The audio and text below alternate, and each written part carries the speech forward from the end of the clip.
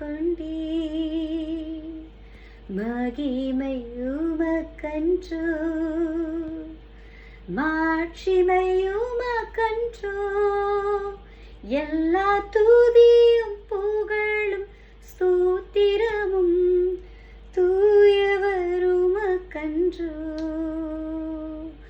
ஆராதனை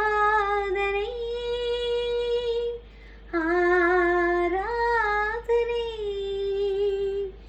என் நண்பர் இயேசுவுக்கே.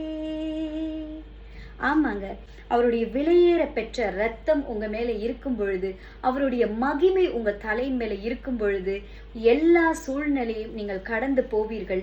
எல்லா இடத்திலும் உங்களுக்கு வெற்றியை பார்ப்பீர்கள்.